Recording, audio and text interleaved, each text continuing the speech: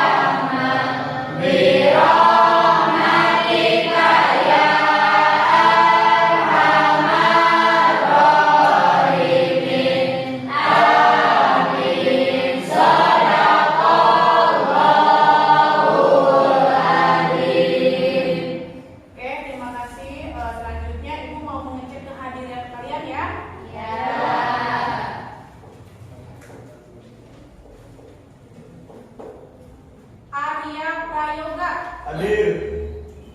Agni Hadir. Depa Hadir. Durwa Hadir. Dipri Hadir. Elsa Sakinah Hadir. Erlan Hadir. Pak Rizal Hadir. Fikri Hadir. Hana Hadir.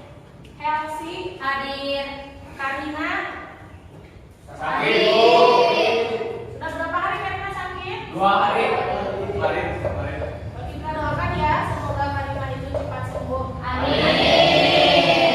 M. Haji Hadir. Malam Hadir. Mimi Ibu. Nadila Hadir. Nadila Ariani Hadir. Nova Hadir. Novita Hadir. Farhan Hadir. Randi, mana Randi? Ibu. Ya. Rifa Rizwan Rega, mana Rega? Hadir. Yusef Hadir. Yan Hadir. ya. Ada yang tidak absen? Sudah. Siapa? Iya Bu. Yang beri baru ya? Iya. Ya. Alhamdulillah. Kenalan dulu, Bu. Kenalan dulu, silakan. Suruh ke depan, Bu. Suruh ke depan. Biar kenal, Bu.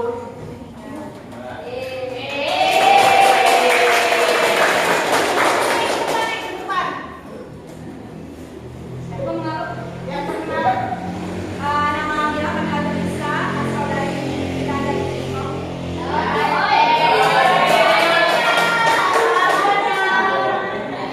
Dari Depok.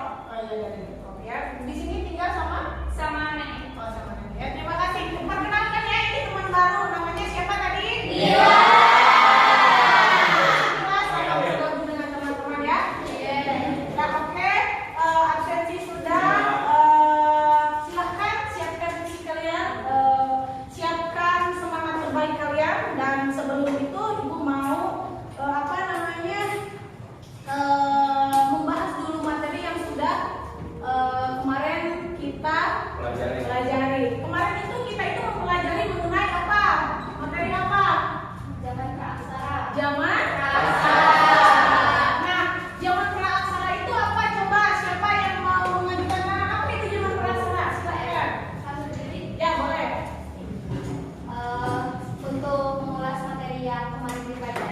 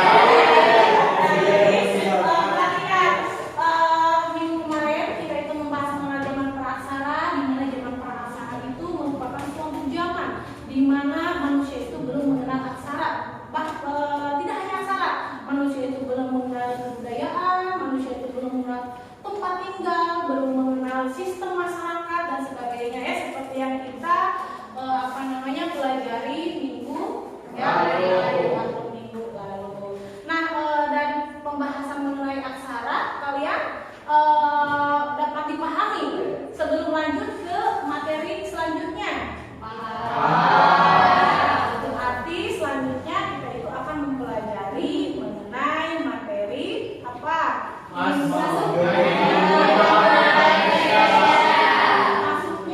kebudayaan Hindu Buddha ke Indonesia.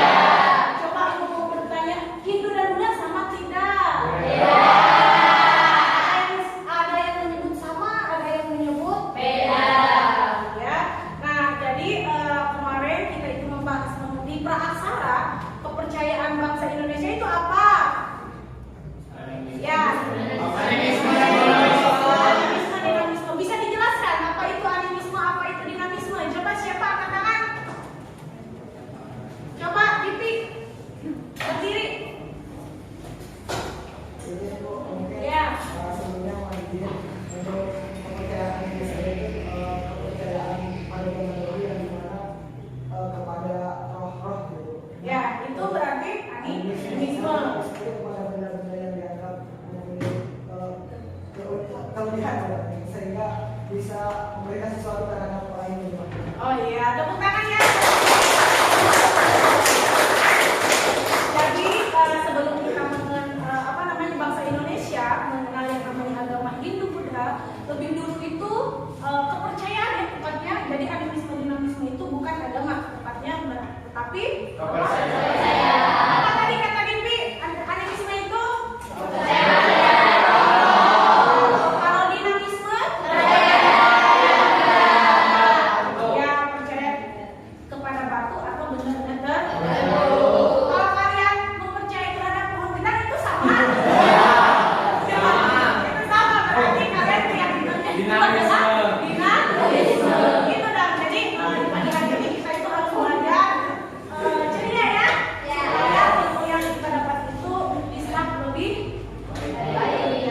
Nah, sebelum kita masuk ke materi mengenai agama Hindu dan agama Buddha, alangkah baiknya kalau ibu itu mengecek perasaan kalian ya sebelum dimulai pembelajaran ke materi selanjutnya. Di sini ibu punya semacam speaking ya, maaf ya.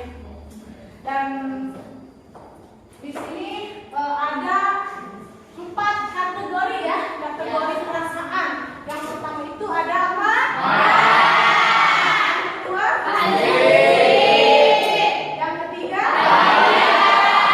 Yang keempat? Kira-kira perasaan kalian sekarang itu menggambarkan yang mana ya? Nah, di sini mungkin ibu punya slip ya, slip note ya, bukan ini. Jadi ini dibagikan satu orang satu ya. Silahkan diestafetkan ke belakang. Ya. Tuliskan nama ya yang dan tempelkan di depan bagaimana perasaan kalian ini dapat dipahami.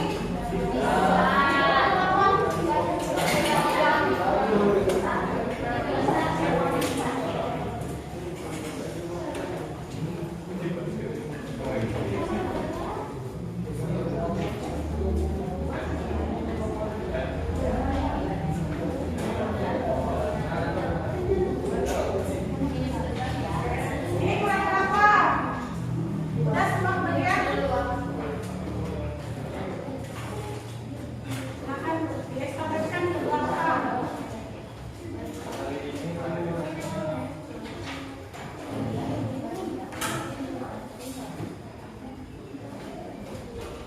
Sudah? Kelompok ini ada berapa orang ini? Estafetkan ke belakang.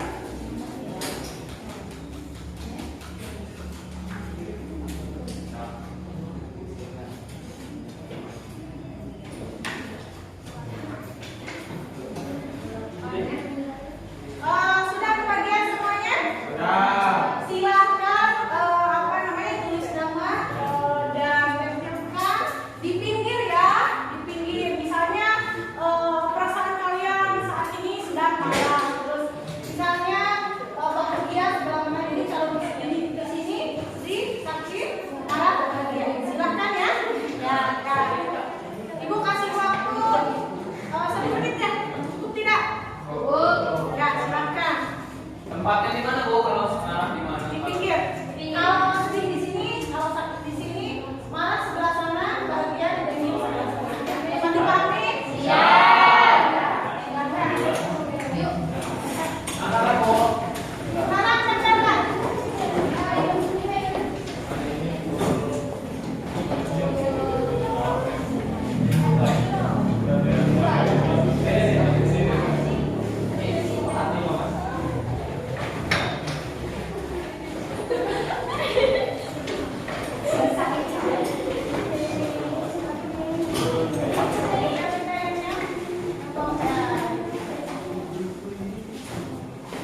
Oke,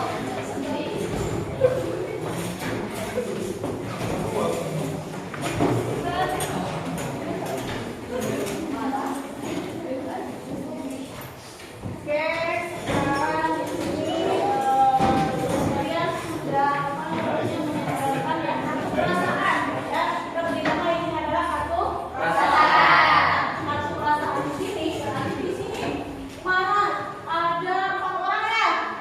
Terus kalau bahagia ini kebanyakan ya. Bahagia itu ada beberapa orang. 1, 2, 3, 4, 5, 6, 7, 8, 9, 10, 11, ada 12 orang ya. Berarti setengah dari kelas kita itu bahagia.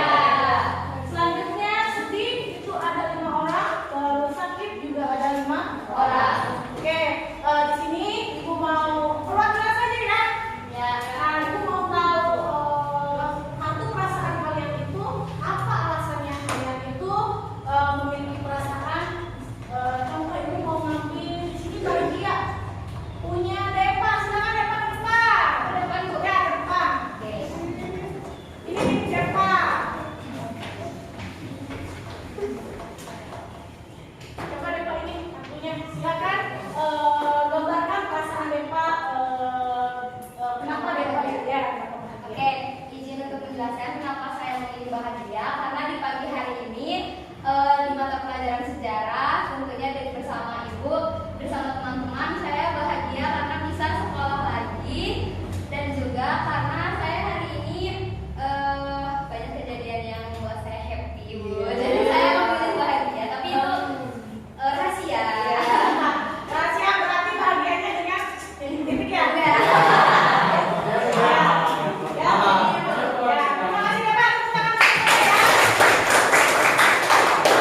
Lalu selanjutnya ibu mau perwakilan dari marah ya. Ini dari siapa ya? Pak Rijal. Pak Rijal. Ya, silakan ke depan.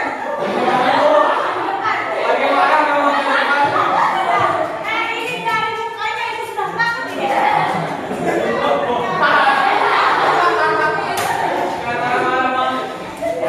Silakan Pak Rijal, kenapa alasan kamu itu? Ya, jadi kenapa alasan saya marah ya? Karena banyak hal-hal yang di luar kontrol sehingga masalah mungkin kenapa? Ya. Jadi sedang marah sekarang. Ya, jadi kalau sekarang mau belajar sejarah masih marah. Ya, tergantung situasi dan kondisi lah. Kalau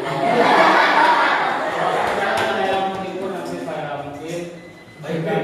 Biasanya kamu belajar sejarah itu happy apa gimana? Biasanya sih happy karena banyak hal-hal yang sangat menarik gitu karena ada cerita-cerita masa lalu gitu. Oke, jadi intinya gini ya Pak Rijal. Sekarang kan kamu belajar sejarah, tinggalkan kemarahan kamu. Kita mulai dengan Yang baru. Yang baru, hal yang indah ya, betul? Ya, ya, tepuk tangan buat Pak Rijal. Nah, wah, itu ya. Nah, terus ibu juga mau mengambil perwakilan dari sedih nih. Kenapa ya sedih? Dulu tua. Kenapa di depan dulu? Sedih. Kedua, ke depan. Kata-katanya mau gitu. Ini punya rumah ya? Coba, semua gambarkan. Kenapa kamu sedih? Ibu melihat dia bahagia dengan pakaian baru. Maksudnya, kamu ditolak apa gimana? Ditinggalin. Itu yang baru ya?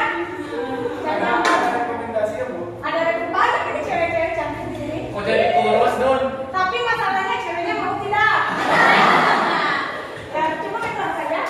Biarkan dia bahagia dengan orang lain. Kita bahagia bersama.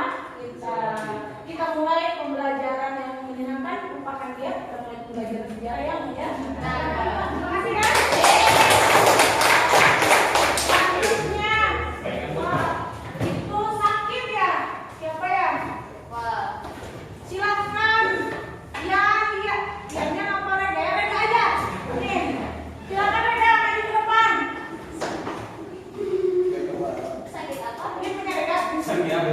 Ya, nggak bisa. Coba gambarkan perasaan Rega kenapa sakit. Mungkin izin menjelaskan Bu kenapa saya hari ini sakit karena sedang tidak sehat dari sakit Bu. Iya, dari kesehatan ya, bukan sakit hati bukan? Bukan Bu. Saya sakit karena dari kemarin banyak kegiatan di sekolah. Oh, iya. Karena saya aktivis Bu.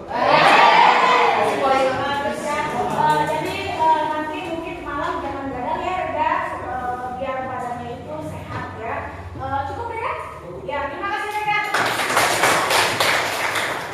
Nah, itu mungkin gambaran perasaan kalian ya. Ibu harap untuk memulai pembelajaran antara lima hari baru kita itu harus menyiapkan jiwa yang bahagia, betul? Siap semuanya? Kita lanjut ke selanjutnya ya. Nah, di sini kita itu akan belajar mengenai agama Hindu dan Buddha. Tepatnya, maksudnya peradaban agama Hindu dan Buddha. Nah, di sini ada beberapa tujuan ya, tujuan pembelajaran. Di sini ada 4 kategori ya. Yang pertama itu memahami teori masuknya dan berkembangnya Hindu Buddha ke Indonesia. Jadi kita nanti akan mempelajari mengenai bagaimana agama Hindu dan Buddha bisa masuk ke Indonesia. Karena agama Hindu Buddha itu jauh-jauh dari India ya. Jadi kita itu akan mempelajari bagaimana silsilah kok agama Hindu Buddha bisa masuk ke kita. Yang kedua itu adalah coba baca.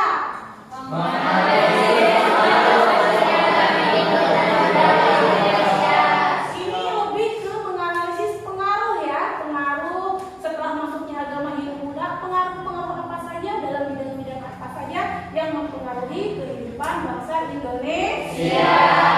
Dan selanjutnya yang ketiga, coba bacakan lagi. Menganalisis perbedaan agama Hindu dan Buddha. Tadi mungkin ada beberapa siswa yang mengatakan Hindu Buddha itu sama. Ada juga yang mengatakan Hindu Buddha itu berbeda.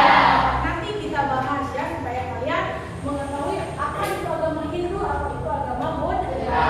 Nah, selanjutnya yang nomor 4 itu kita akan belajar presentasikan. Jadi nanti gua akan membagi kelompok kalian. Kita akan belajar mengenal yang namanya candi-candi. Jadi kalian belajar mempresentasikan berupa secara berkelompok. Oke, tujuan dari pembelajaran dapat dipahami? Kita mulai ya, perhatikan. Selanjutnya, ini ada beberapa teori masuknya Hindu Buddha ke Indonesia. Ada berapa teori di sini? 4. Coba yang pertama itu ada teori Brahmana. Nah, yang kedua teori Satya. Yang ketiga teori Wisma. Yang keempat teori Samadhi. Nah, dari keempat teori ini pernah mendengar tidak? Pernah. Ada yang pernah coba? Siapa? Angkat tangan. Ada yang pernah? Misalnya waktu SMP, saya pernah kok waktu SMP misalnya mengenal teori-teori yang ada di depan ini. Ada teori sebetulnya, perhatikan, sebetulnya teori itu tidak hanya 4 ya. Nah, teori itu ada 5 sebetulnya. Yang kelima itu adalah teori sudra. Cuma menurut ibu teori sudra itu jadi tidak banyak pendukungnya sehingga status dari teori sudra itu adalah lemah ya. Jadi diragukan. Gitu. Beda dengan teori-teori yang 4 ini. Nah, ada yang bisa menanggapi atau kalian pernah mendengar tidak teori keempat ini? Belum ya. Waktu SMP? Belum. SMP PS terpadu ya? Iya. Ya, oke. Sekarang kita akan belajar mengenai teori-teori ya, di mana jadi teori ini menyebutkan masuknya pengaruh agama Hindu Buddha itu ya. Nah, coba sebelum kita ke teori agama Hindu Buddha itu dari mana sih? India. India tuh sudah tahu ya, dari India. India dengan kita jauh tidak? Jauh sekali. Jadi kita harus tahu karena dulu kan tidak ada alat transportasi ya seperti sekarang kan ada motor, ada mobil, dan sebagainya. Ya, seperti itu. Jadi kita bahas dulu yang pertama ada teori Brahmana. Nah, teori Brahmana ini menyebutkan bahwa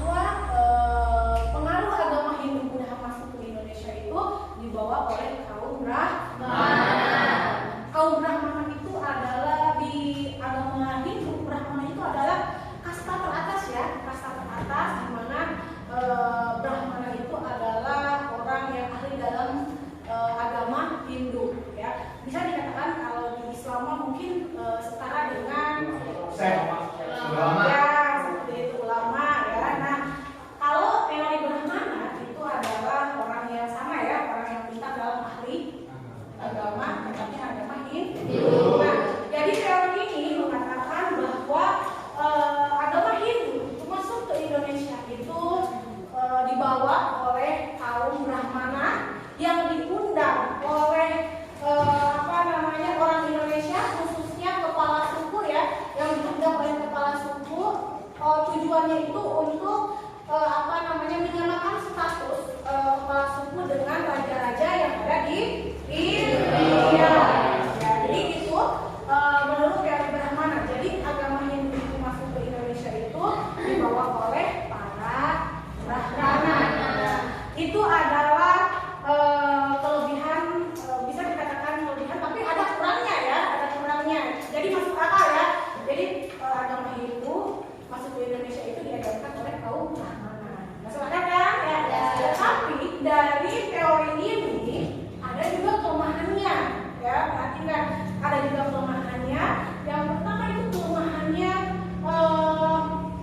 kaum Brahmana itu tidak boleh melintasi yang namanya laut, ya. Memang betul kalau menurut teori Brahmana agama Hindu itu diajarkan oleh Brahma, karena kaum Brahma itu adalah kaum yang bisa membaca kitab Weda. Kitab Weda. Suci agama Hindu itu adalah Weda. Jadi sangat masuk akal, ya, ketika kaum Brahmana itu mengajarkan agama Hindu, tetapi ada juga kelemahannya, di mana kaum Brahmana itu punya pantangan, di mana kaum Brahmana itu tidak boleh menyeberangi laut. Jadi kaum Brahmana itu tidak bisa pergi ke mana-mana kalau menyeberangi laut, kecuali di India, ya. Maksudnya tidak. Ini kan India, Indonesia itu sangat jauh, ya, memerlukan perjalanan yang sangat jauh dalam melintasi laut, pasti menggunakan jalur. Ya, dapat dipahami? Selanjutnya teori yang kedua itu adalah teori kesatria. Teori kesatria ini juga menyebut, teori kesatria itu adalah kasta yang kedua, ya. Yang kedua dari kasta agama Hindu. Kasta kesatria itu menyebutkan bahwa agama Hindu itu dibawa oleh para para raja, kaum bangsawan, ya. Itu maksudnya ke kasta kesatria. Jadi menurut kasta kesatria ini dulu itu di India itu terjadi yang namanya peperangan, ya, boleh dikatakan peperangan. Jadi peperangan antar kerajaan, di mana misalnya kerajaan pertama, kerajaan A dengan kerajaan B itu misalnya terjadi perselisihan, maka kerajaan yang kala itu harus jauh meninggalkan wilayah. Nah, jadi menurut teori ini raja-raja yang kalah atau orang-orang yang kalah ketika terjadi peperangan di India itu, atau terjadi perselisihan itu, jadi mereka itu berkoloni atau mencari daerah baru, tepatnya adalah daerah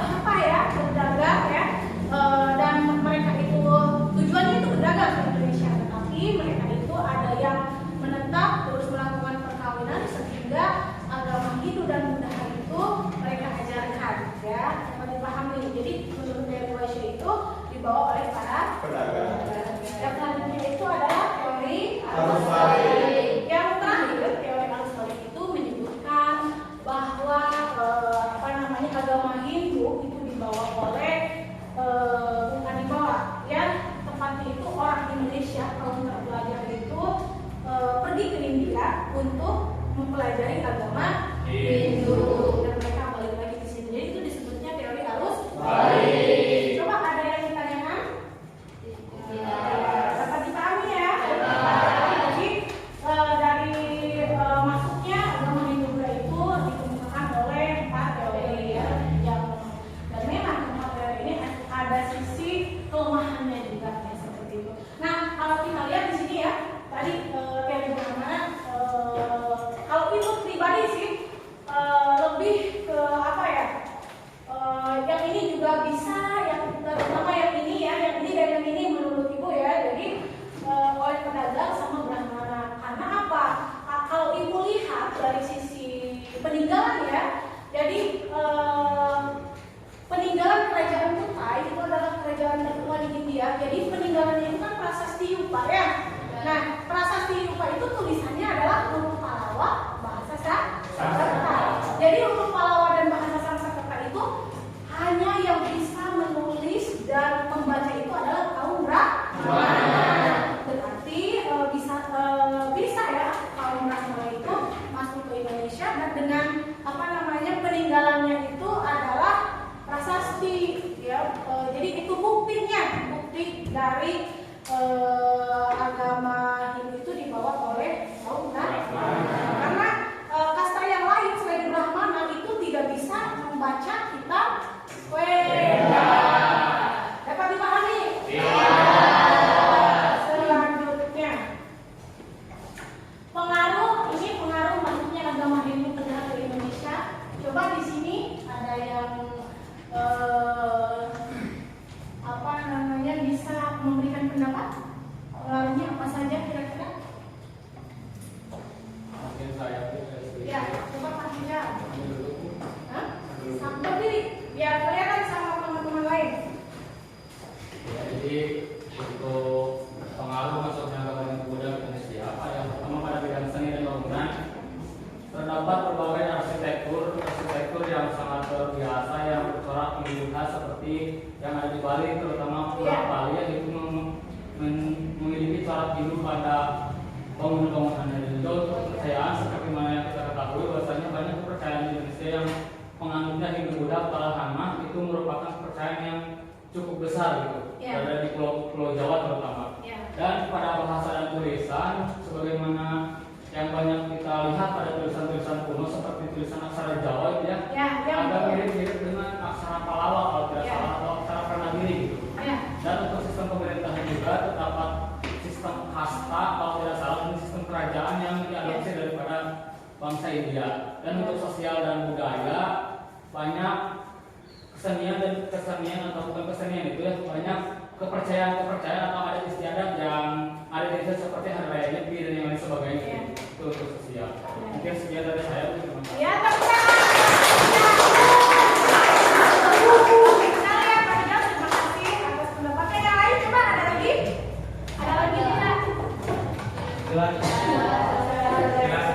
Ya. Nah, baik kalau begitu ibu akan memaparkan ya sedikit mengenai pengaruh masuknya agama Hindu, Buddha dan ke Indonesia.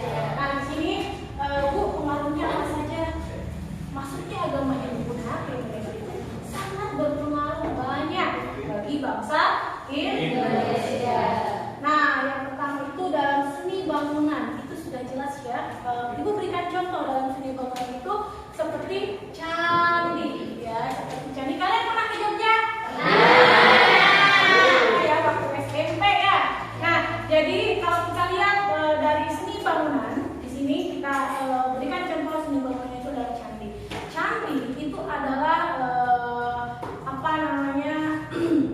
bangunan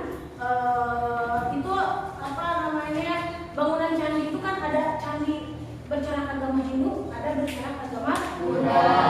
Nah, di sini candi sendiri itu ketika sebelum masuk agama Hindu Buddha itu di materi zaman praksara itu ada replika dari candi itu apa? Peninggalan zaman megalitikum ya?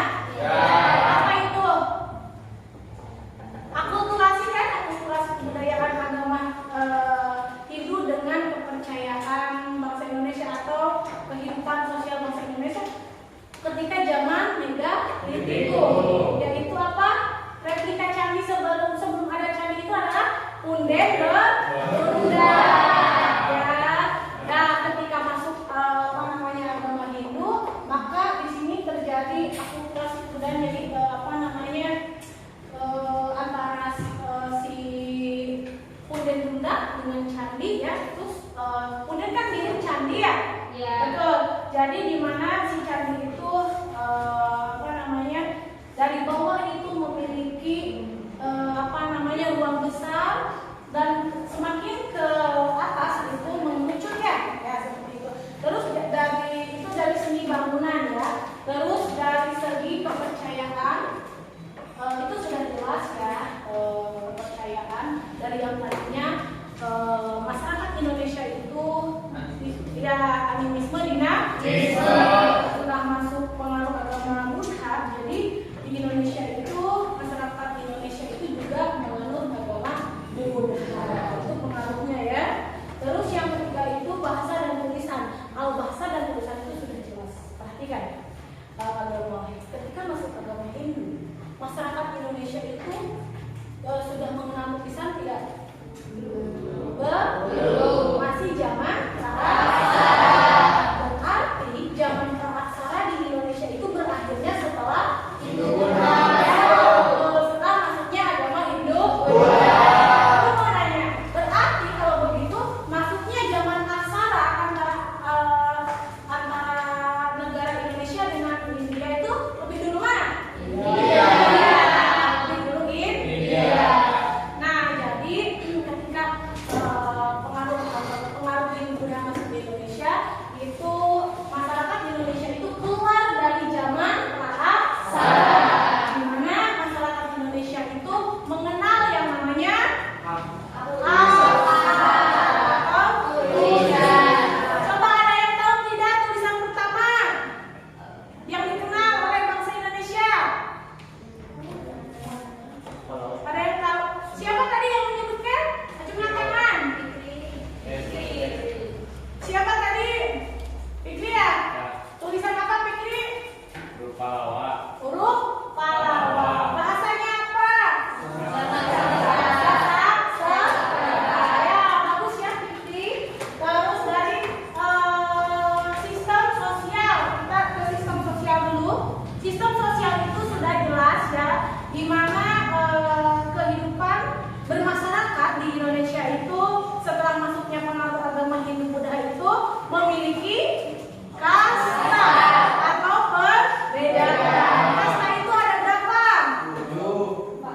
Ada berapa sih? Ada? Yang pertama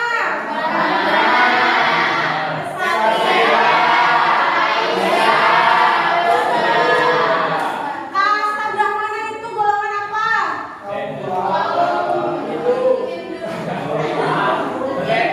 Dapat tinggi.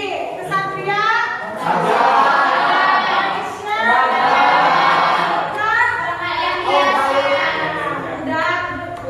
Tapi ada juga orang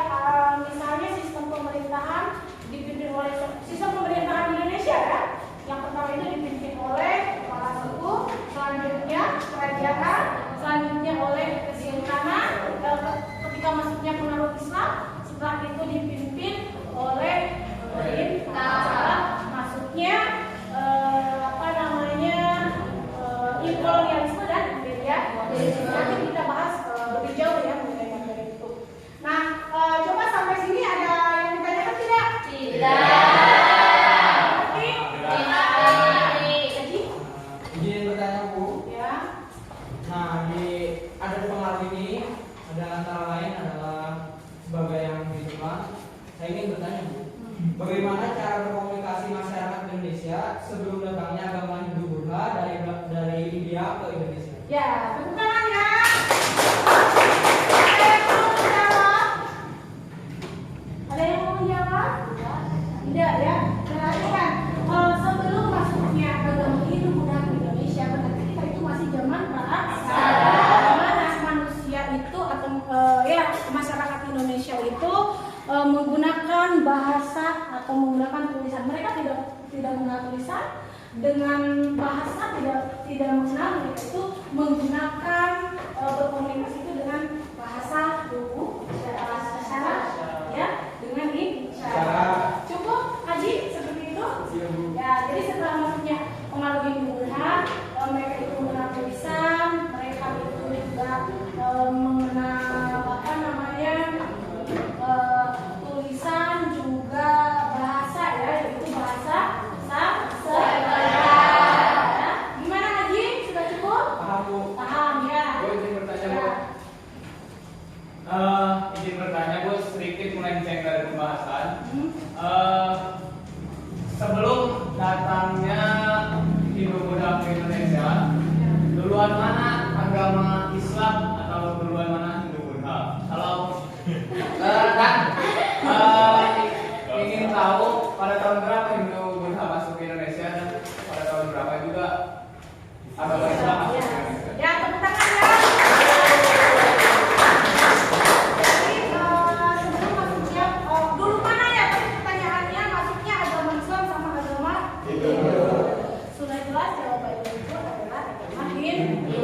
Karena agama Hindu itu ada yang menyebutkan masuknya agama Hindu di Indonesia itu ada yang menyebutkan 500 sebelum Masehi, ada juga 5.000 sebelum Masehi, ada juga 310 sebelum Masehi. Itu beda-beda ya mengenai masuknya agama Hindu ke Indonesia. Kalau agama Islam itu masuknya itu ada yang menyebutkan pada abad kelima, ada juga apa namanya yang menyebutkan pada abad ke-9 ya itu.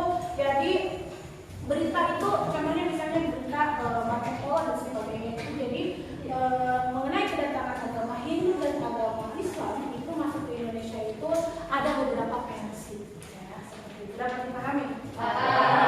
Ada yang menyebutkan juga agama Hindu kalau dilihat dari apa namanya kerajaan Hindu tertua itu adalah kerajaan Kutai. Mataram. Tai.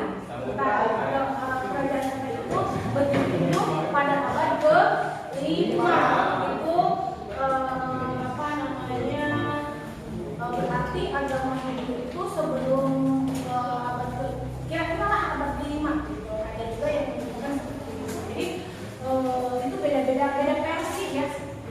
Ada juga yang menyebutkan agama Islam itu masuk ke Indonesia itu pada tanggal 29, 13, ada juga yang menyebutkan abad ke-5 ya. Jadi itu beda-beda versi ya.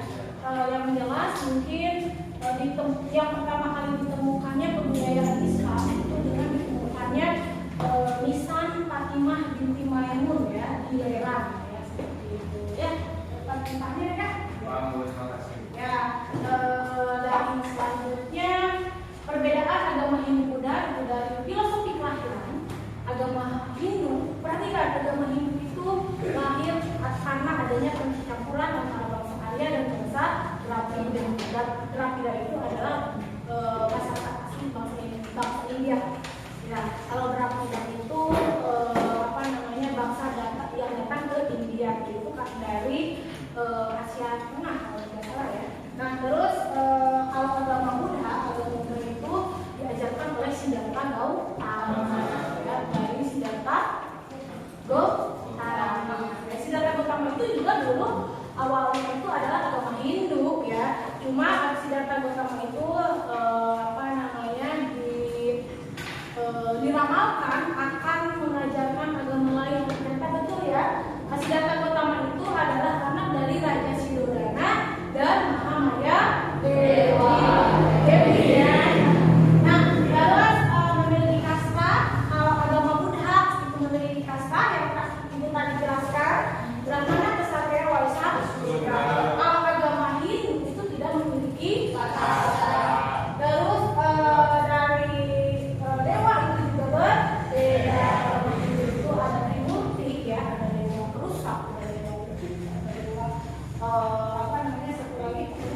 3 ya. Nah setelah itu ada kitab, kalau kita agama Hindu itu ada Weda, kalau agama Buddha itu adalah Tripitaka. Tempat ibadah juga beda ya. Kalau agama Hindu itu di mana? Gereja. Ada pura, ada wihara. Kalau wihara itu agama Hindu, itu agama Buddha. Fungsi dari candi itu juga berbeda ya. Lamun karena misalnya agama Hindu berarti candinya itu berbeda. Apa namanya? Arsitektur bangunannya juga berbeda. Lamun agama Hindu mah lebih ke pemahaman raja. Kalau agama Buddha mah lebih ke tempat ibadah. Itu ada yang ditanyakan? Lanjut. Setelah ini ada sesi apa namanya? Kita harus mengenal macam-macam candi ya. Siapa yang pernah kan? Ya. Sebentar. Ibu bagi dulu kelompok ya. Silahkan ketua kelompok ranking 1, 2, 3, 4 ke depan.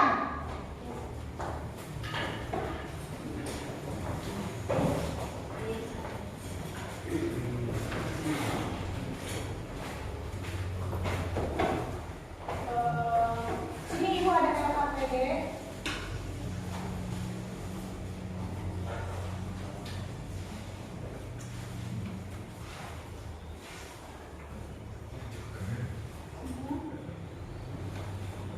Oke. Di sini ibu menuju ketua kelompok yang memberikan KKPD-nya. Silakan kalian tunjuk, kalian berhitung saja ya. 1, 2, 3, 4, 1, 2, 3, 4. Silakan kalian mengikuti apa namanya ketua kelompok. Silakan berhitung.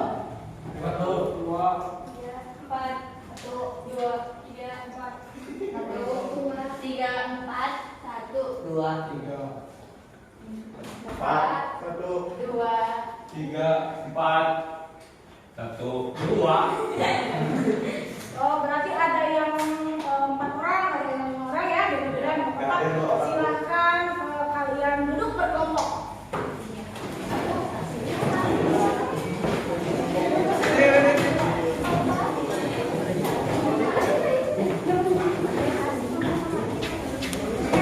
Dan di situ ada pengajaran.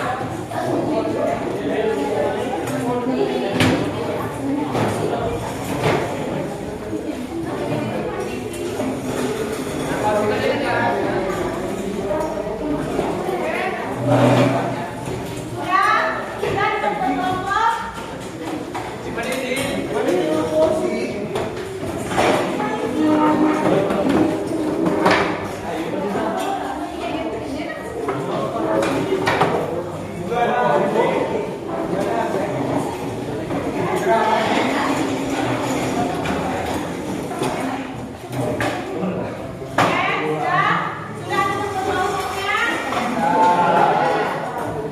Ini ada 4 kelompok ya. Silakan di LKPD itu ada petunjuk pengerjaannya. Silakan kalian pilih candi mana saja yang akan kalian analisis ya. Nah, di sini ada video mengenai candi-candi yang ada di Indonesia. Silakan saksikan.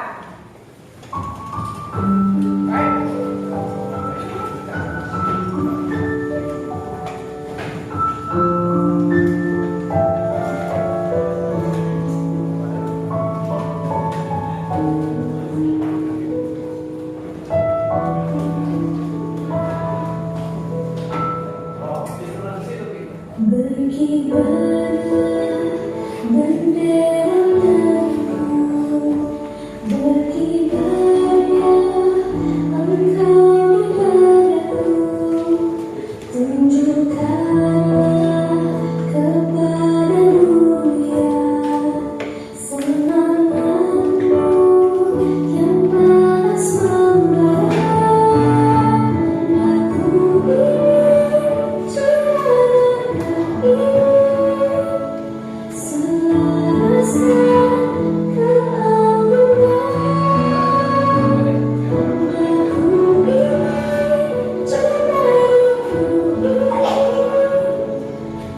Aku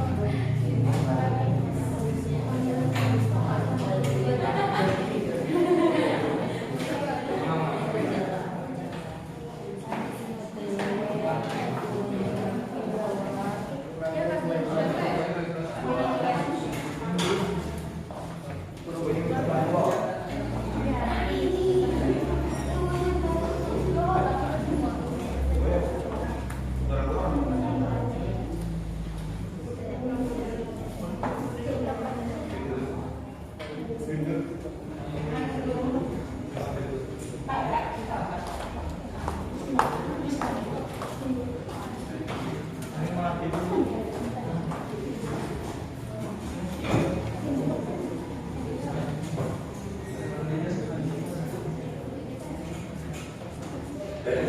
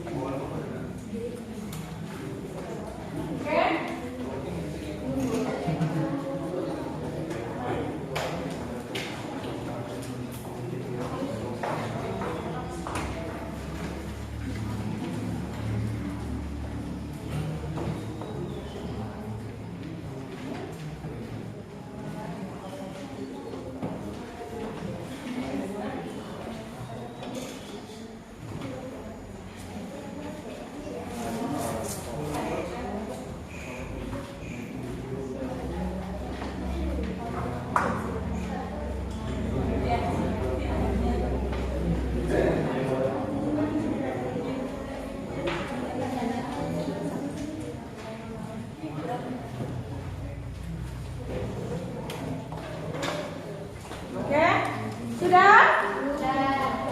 Sudah, Bu. Ada yang sudah, ada yang belum? Tahu. Sudah? Belum.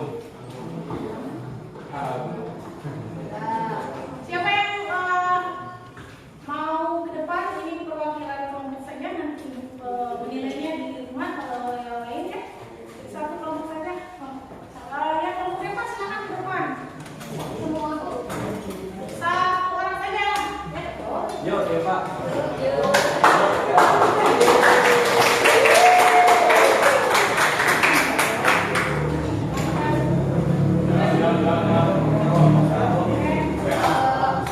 Baik, bismillahirrahmanirrahim. Assalamualaikum warahmatullahi wabarakatuh.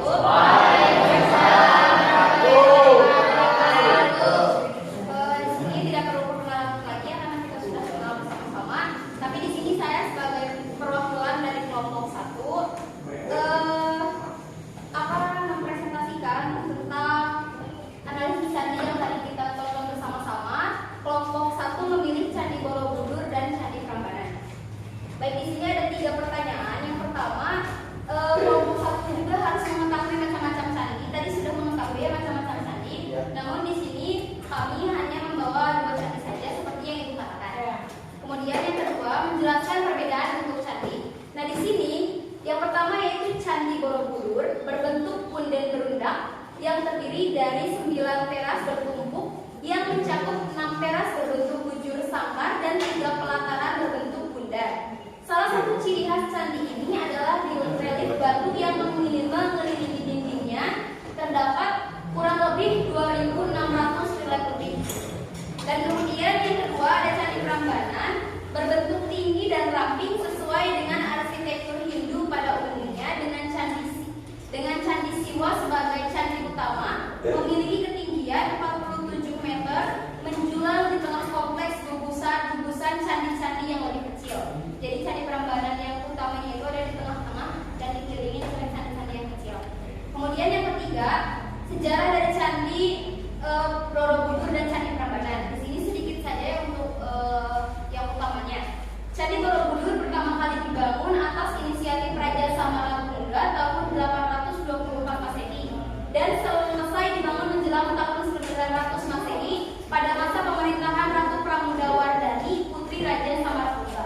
Kemudian sejarah Candi Prambanan. Candi Prambanan ini didirikan oleh Raja Rakai Tingkatan, pemimpin kerajaan Mataram kuno antara 840 hingga 856 Masehi. Dan Candi Borobudur ini terletak di Magelang, Jawa Tengah. Kemudian Candi Prambanan terletak di Klaten, Jawa Tengah.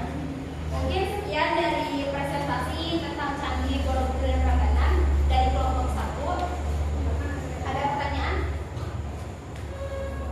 Untuk pertanyaan bisa dibagi dengan komen. Iya, boleh. Ada pertanyaan? Ada pertanyaan dari Candi Borobudur dan Candi Prambanan? Satu kelompok 1 orang ya? Ya, silakan. Izin bertanya, Ya. pertanyaannya apa perbedaan antara Candi Prambanan dan Candi Borobudur?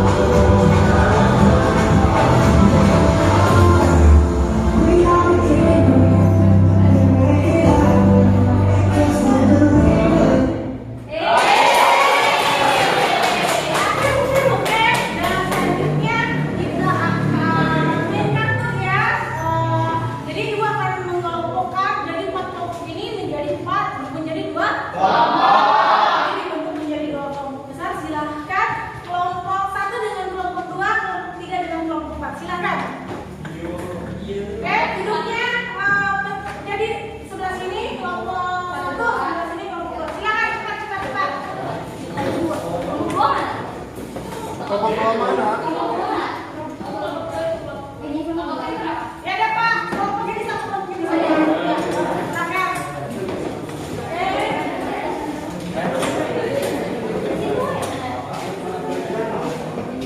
Dari sini Ibu punya kartu ya, perhatikan. Sebenarnya Ibu punya kartu, di mana kartu di sini ada kartu soal, ada kartu jawaban. Silakan kalian cari pasangan yang misalnya kalian kartu soal, cari jawaban di kartu jawaban, di kelompok jawaban. Jadi kelompok soal mencari jawaban di kelompok jawaban. Dapat dipahami? Dapat. Dan di sini Ibu akan memberikan tanda ya, yang warna hijau itu untuk peserta yang memegang kartu soal. Silakan bagikan, diikat di kepala ya. Kalau yang ini adalah tanda untuk kartu jawaban. Silakan bagikan, diikat di kepala. Silakan. Duduknya berdiri, terus berbanding ke belakang. Yang berdiri berbanding ke belakang.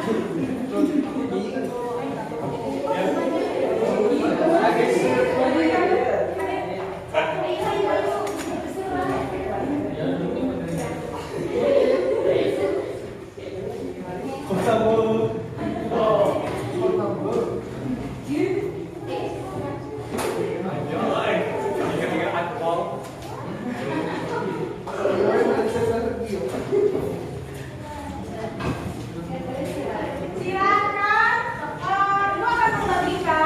Ibu akan membagikan kartu soal dan juga kartu jawaban. Silakan bergantian ke belakang, satu-satu.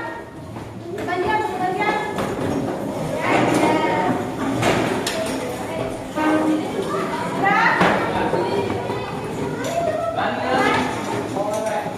Silakan membagikan ini berarti kelompok jawaban ya. Bagikan soal. Bagikan ke belakang sini adalah kartu jawaban. Bagikan ini.